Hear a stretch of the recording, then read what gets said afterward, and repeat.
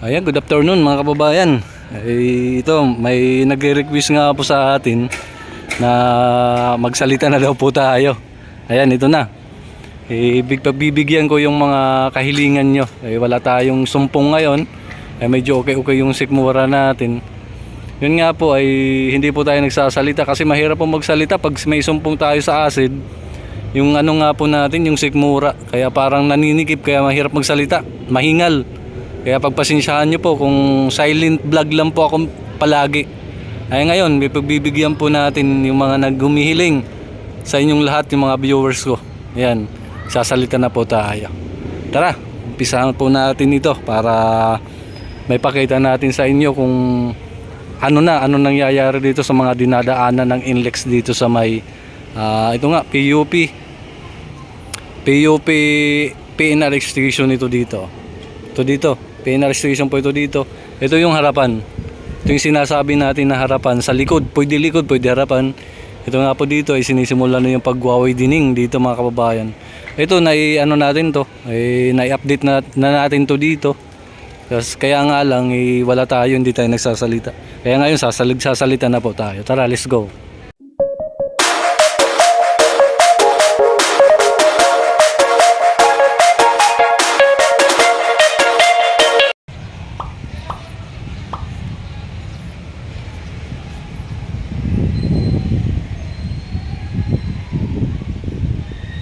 Grabe, ubos yung mga bahay dito. Ito mga kababayan, no? Ilan na lang yung natitira dito. Ubos to dito. Tatanggalin lahat yung mga bahay dito. Ayun, durug-durug na. Ayan.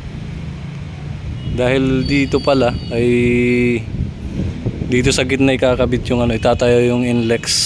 Ayun, may nakaabang na nga yung nila pambutas. Dito sa gitna, kaya matatamaan po talaga ito dito. Ayan. Kaya ito dito isirain po talaga lahat. Ayan. Ito nga rin, kalahati na lang natira dito sa gitna o sa gilid hanggang dun. Puntahan po natin dito.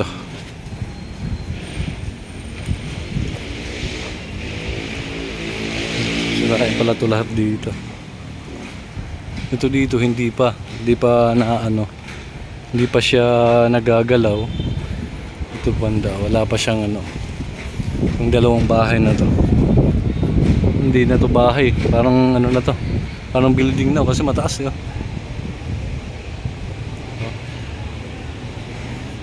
Dito, ayun, kikita po natin mga kababayan, durug-durug ng bahay dito. Ayan. Kasi dito po talaga, yung poste doon, dito po talaga sa may gitna na itayo. Ayan, dito banda. Kaya ito matatamaan talaga to dito. Kaya yan, tinitibag na talaga nila. Ayan, durug-durug na. Ayan. Durug-durug na siya. Ayan. Yung dyan yung pader, natanggal na, kaya ito durug-durug. Ayun, may bako na nga dun.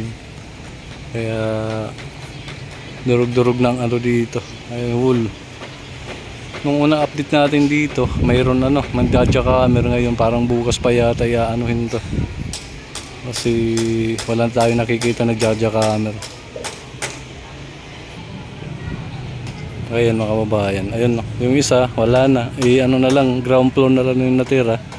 Pero ito dito, ayun si sir, siya, nagkukuha ng mga bakal. Ayan, kuha siya ng mga bakal dyan. Ay, wool na lang natitira, yun ang titibagay na lang. At saka ito dito, kabilaang wool, yun ang nila, titibagin na lang. Dito tayo dito para ang natin. Ayun, ayun, talagang giniba to dito lahat daw, kasi sabi daw ng engineer ng NLEX na mawawalan daw ng tibay ito pag itinira dun yung 1/4 na lang ng bahay. Kaya pinaubos na lang sa bagay, sabi daw ng NLEX dito na bayad naman daw to. Kaya, at saka sabi doon ng may-ari, kaya pinatibag na lang doon ng ano, lahat ng buo. Tingnan mo natin, talagang ano siya. Ayan. Parang ito na lang talagang natitira. Sabi doon sa may ano, sa Magsaysay, ito daw ay bukas yata ito ubusin na. Ito, bakbakin. Wall na lang. Ang problema dito, baka bumigay ito. Sa bagay, poste ito eh. Oh. Siguro matibay ito. Ayun, yun na lang natitira. Tsaka doon, hanggang doon, ay ubusin daw yan. Sir! Sir! Sir! Pati po ito, gigibahin? Pati po ito kasama? Hanggang doon? Ah, yun nga po doon mga kababayan, lahat talaga gigibahin papunta doon. Kasi dito talaga nakasintro yung poste ng NLEX kasi ito po. Ayan o, yung ano nila pambutas. Kaya dito ano yung pangalawa, simula doon sa may ano, ayun o, yung may poste nga. Nakikita po natin. Ayan o, yung poste na yun. Ayun, o. Dito talaga may ano,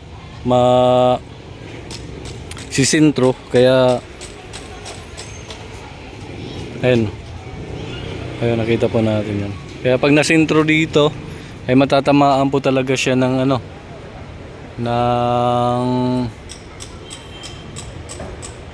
ng pinaka beam niya. Ayan, no. Kaya inubos na lang kasi dito talaga sa sintro na to. Oh.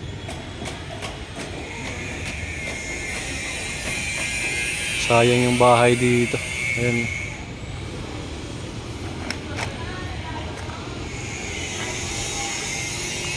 Ayun yung ano dun, no. Ito mga kababayan, papakita natin. Ayan. Ayan, no, nasa kabila. Itong kabila nito yan, no. Yung nakasiwil dun. Ayan po ang coping beam. Simula dun sa ano. Simula dun sa may Magsaysay, ayan, no, nakausli. Kaya pag pumunta dito, may isa pa dito sa may banda rito. Tapos pangatlo ay dito na. Matatamaan po talaga mga bahay kaya ubusin talaga to dito sa akin. Ayun.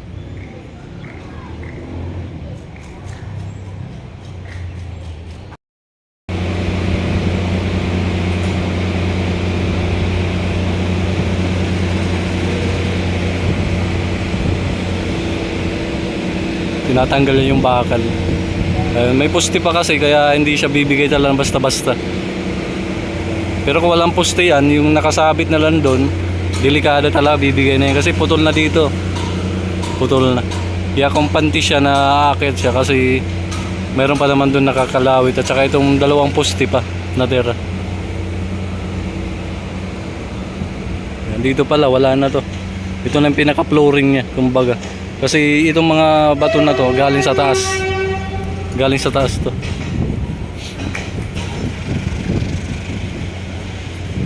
Ayun, magdurog-durog na. Ayan. Talagang ito na lang talaga nakakalawit ito. Tsaka itong kabilang wall.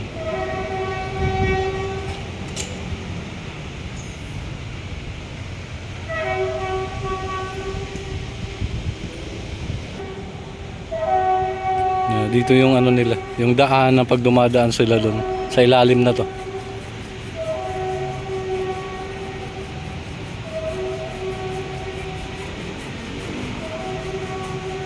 Durog-durog na. Ito mga kababayan, isusunod yung 5 bahay na sa 2, 3, 4, 5 hanggang doon sa may dulo. Ito dito mga kababayan, dito tayo banda. Hello ma'am.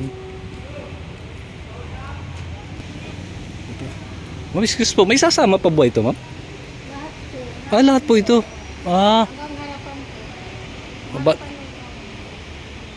Bali lahat po doon hanggang doon sa may highway. Doon po banda. Pero okay naman po siya, may bayad naman po to sa NLEX talaga. Kaya okay lang na giba. Meron location po kayo?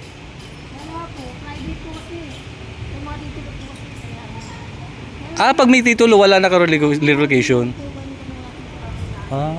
Doon lang ang pag nagtayo ka ng bahay sa government, yun lang ang mayroon pag wala kang titulo. May relocation sila. Pero ito talaga sa inyo private wala. Ang bayad lang mayroon. Okay na po yun kaysa yung i-quits lang po niya. Kaya. Opo. Ito pala mga kababayan, sabi ni ma'am, ano daw, ang may pag may titulo ka, wala kang relocation. Pero ang sabi ni ma'am, may kung may bayad ka, pero wala ka talagang malilipatan. Yun ang sabi ni ma'am. Kaya okay lang naman yun kasi private ka naman talaga. Bibigyan ka ng malaki-laking bayad nun. Ito yung susunod hanggang dun. Yung pala yun, pag private property ka, yung sarili mong bayad, may titulo ka, may bayad ka pero wala kang tirahan o hindi ka bibigyan ng relocation, yung tirahan kumbaga. Yun ang sabi ni ma'am. Wala silang malilipatan. Pero ang bayad nito malaki to. Kasi napakataas na itong mga gusali na to. Yan. Ubusin pala to dito. Ayan mga kababayan, ito muna yung update natin dito sa dadaanan nga ng NLEX dito. Ay doon magsaysay na yon. At dito tayo banda sa may PNR nga. Ito po ang PNR dito, station ng PNR ng PUP. Ayan dito sa likod. Dito nga po ay ubusin dito. Itong area na to. Itong mga bahay dito ubusin dahil nga doon dito talaga ay sisintro yung poste ng NLEX. Kaya matatamaan po talaga sila. Okay mga kababayan, hanggang dito lang po muna yung update natin. Hanggang sa muli. Maraming salamat po. Happy New Year po sa ating lahat.